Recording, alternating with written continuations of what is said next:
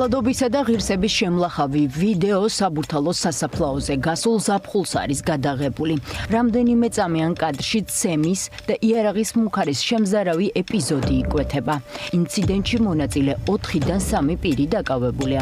სოციალურ ქსელში გავრცელებული არასრულწლოვან ტჩ-ს წამების კადრები სახალხო დამცველის ხელში აღმოჩნდა, რაც გამოძიების დაწყების საფუძველი გახდა. Danjaridan დაგვირეკეს, რომ აიყვანეს და ის სრული შოკი მივიღეთ. და პოლიცია იქიდან გამოიყვანა.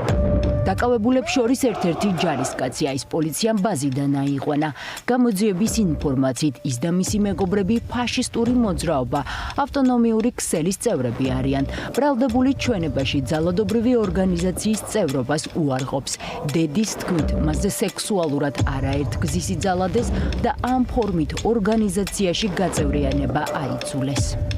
დენა ქონდა კანტანიდან, დამყავდა ექიმებთან, მოწყვეტილი იყო სულ, გაურებული იყო, არ ჭამდა, არ ეძინა. რომ ვეუბნეოდი მეთქვი, ვინმე ხო არ გაშანტაჟებს, ვინმე რამეს ხო არ გეუბნება. არაფერი. ან უარზე იყო სულ მუდმივად. მასზე ძალადობდნენ თურმე სექსუალურად, რომელიც ჩვენ არ ვიცოდით და ჩვენთვის გახდა სექტემბერში ცნობილი, ცემდნენ. ამჯერ უთხარ შენ ნაცემი ხარ მეთქი.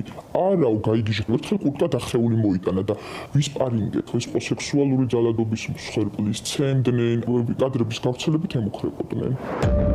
ოჯახმა ადვოკატთან ერთად პროკურატურას მიმართა. გლდანის მერვე დაწესებულებაში გამოკითხულია ბიჭი და გაუპატიურების მუხლით დაწყებულია გამოძიება. უფლებადამცველი ამბობს, რომ ახლა უკვე 19 წლის მამაკაც მძიმე ფსიქოლოგიური მდგომარეობა აქვს და სუიციდის რისკი მაღალია. მათ მიერ მითითებული პირები უნდა ეცემა, ეს იყო ჯაჭვი და აქ არის შემთხვევები, როდესაც თურმე ჭრიან ადამიანებს სექსუალურად, ფიზიკურად, ყველანაირი სახის ძალადობა უნდა განეხორციელებინა და მითითება უნდა შეესრულებინა მას.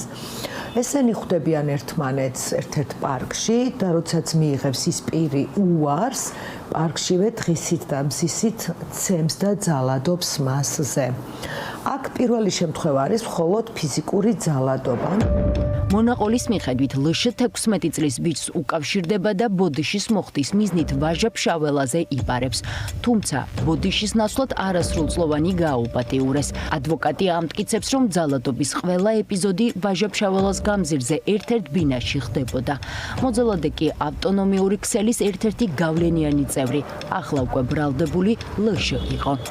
დაზიანებული, ქონდა სახეზე ნაკაწრები, ქონდა სილურჯეები, ფეხები დასისხლიანებული, კურტკა შემოხეული, რამდენიმეჯერ ჩაწვა კიდევაც ვერ დგებოდა. მოძალადეს ის გაფრთხილებული ყავდა, თუ ვინმეს ეტყოდა, თუნდაც ძალადობის შესახებ ის აუცილებლად იმ კადრებს, გაუპატიურების და ძალადობის კადრებს გაავრცელებდა. მოძალადემ რომელიც მასზე მუდმივად ძალადობდა როგორც ფიზიკურად, ასე სექსუალურად, დაკავების დროსაც დაემუქრა და გააფრთხილა, რომ ჩუმად ყოფილიყო. დღეს დაზარალებულსა და მხილებულს ორივეს ბრალდებული სტატუსი აქვთ. მათ არასრულწლოვნის მიმართ ძალადობასა და არაადამიანურ მოპყრობას ედავებიან. გამოძიების ინფორმაციით დაკავებულები ფაშისტური ორგანიზაცია ავტონომიური ქსელის წევრები არიან. ჩვენების მიხედვით ლშ-ს კონფლიქტი ჰქონდა ტჩ-სთან. მისი მისამართით ჯერ პნევმატური პისტოლეტიდან ისროლა, შემდეგ კი საბურთალოს სასაფლაოზე ცემა. მოძალადეებმა ყველაფერი ტელეფონით გადაიღეს, შემდეგ კი გაავრცელეს. ლშ მეუბნებოდა უნდა დაგაფსათო. ერთ მომენტში დ-ს გამოართვა პისტოლეტი, მიმიზნებდა და მესროლა, რომელიც მოხვდა ტანის არეში და განვიცადა ძლიერი ფიზიკური ტკივილი.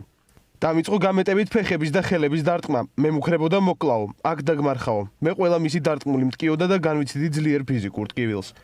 მე ხვეწებოდი რომ დაენებებინა ჩემთვის თავი, მისი მუხარა აღვიქვი რეალურად, რადგან არ მანებებდა თავს და დამეწყო უნებლიე შარდვა. შემდეგ დკ-მ ლშ-ს უთხრა, კარგი ეყოფაო, ახლა მე მიმიშვიო, დამაყენეს მუხლებზე, დდ-მ ჩართო ვიდეო კამერა, დკ ამომიდგა უკან და თავზე მომაბჯინა პისტოლეტი. ამ ჩვენების მიხედვით მასზე ფიზიკურად მხოლოდ ლშ ძალადობდა. პისტოლეტი მას დკ მიაბჯინა. გადაღებული კადრები კი სოციალურ ქსელში გავრცელდა. ჩვენებით დასტურდება, რომ კადრების ნაწილი დდ-მ გადაიღო, მაგრამ მისი ჩვენების მიხედვით ლ-ამ საკუთარი ტელეფონი უკვე ჩართულ მდგომარეობაში მიაწოდა.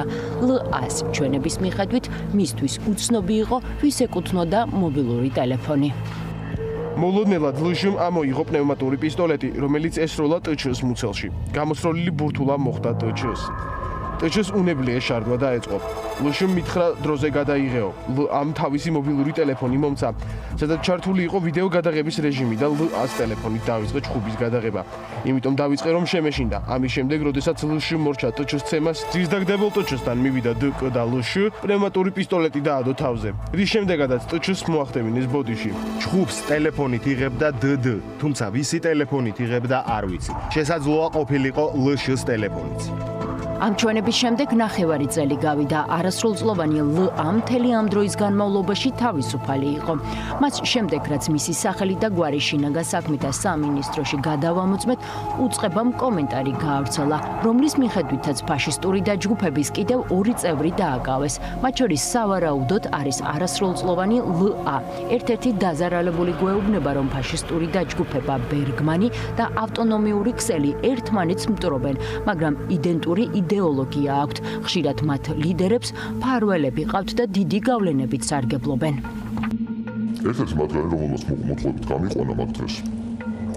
ეგ არის პოლიციელის შვილი, თვითონ შენ ვერ ირჩივლეო, არაფერი არ გამოგივაო, მე ვარავინ არ დამიჭერსო. ჩვენი რესპონდენტის სახელი და გვარი პირობითად ირაკლია. ისიც ფაშისტური დაჯგუფების ერთ-ერთი მსხვერპლია. მას თავს მოძალადე ჯგუფი ორჯერ სხვადასხვა ადგილას დაესხა. ყველაფერი ტელეფონით გადაიღეს და ბოდიში იმ დანაშაულის გამო მოახდევინეს, რაც არ ჩაუდენია. 4 ადამიანი მიფარავდა გასაქცევს. როცა ზამაგდეს დაიწყეს ვიდეოების გადაღება, მიყავდნენ თავდასხმის დროს მისმოდა ესეთი რაღაც, რომ მომკლავდნენ. რადიკალურია ეს მათი მიდგომები, იმიტომ რომ ბევრს უნახავს და არსებობს კიდევ საქმის მასალებში, რომ ვიდეოს უღებდნენ მსხვერპლს, ემუქრებიან რომ გაავრცელებენ და ასე შემდეგ. ხოლო მიცით რომ არის მიტოვებული ადგილები უმეტესად, სადაც კამერები არ არის, აუცილებლად საროქის ადგილები ნაპოვნია და ამ ადგილებში ესხმიან თავს. ლიდერის დირექტივა არის ეს ყველაფერი, რომ ეს უნდა გააკეთონ. ახლა ჩემთან თუ არ გააკეთებენ, სავარაუდოდ ისჩებიან. საქმის მასალების მიხედვით არსებობს 2 ერთმანეთთან დაპირისპირებული დაჯგუფება, ავტონომიური ქსელი და ბერგმანი. მათი იდეოლოგია თითქმის იდენტურია, თუმცა ავტონომიური ქსელი ებრძვის ხელისუფლებასაც და მათაც აკრიტიკებს. ტელეგრამ არხებზე გავრცელებული ინფორმაციის მიხედვით ბერგმანის ლიდერი ლევან აბესაძე, რომელიც წარსულშიც ნასამართლებია, ოცნებას არჩევნების დროს ეხმარებოდა და მას მოიხსენიებენ როგორც ეგრეთ წოდებულ ტიტუშკას.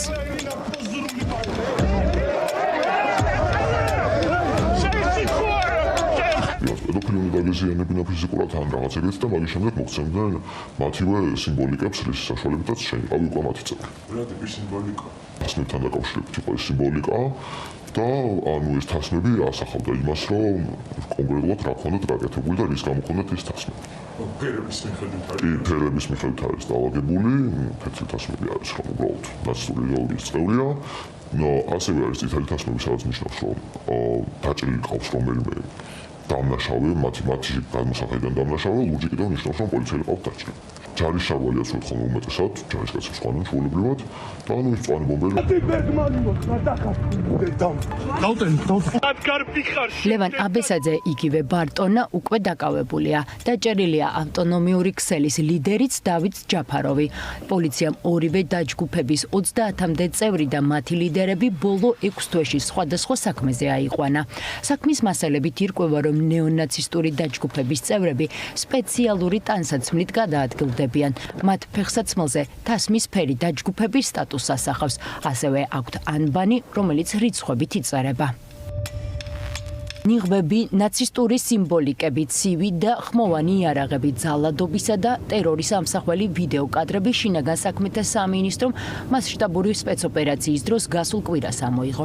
16 დაკავებულიდან 10 არასრულწლოვანია. ამ სიას კიდე 2 არასრულწლოვანი მიმდინარე კვირას დაემატა. არასრულწლოვანთა მიმართ წამების ძარცვის, ჯგუფური ძალადობის ორგანიზებისა და მასში მონაწილეობის ფაქტზე ბრალი კიდევ 4 პირს წარუდგინეს. 4-ვე მსჯავრდებულია სხვა სისხლის სამართლის საქმეზე და სასჯელ სიხდის. დაჯგუფების წევრები წინასწარ შერჩეულ მსხვერპლზე ძალადობდნენ, ამცირებდნენ, ძარცვავდნენ და ყველაფერს მობილური ტელეფონებით იღებდნენ. გამოვლენილია 10-ზე მეტი დაზარალებული, მათ შორის 4 არასრულწლოვანია.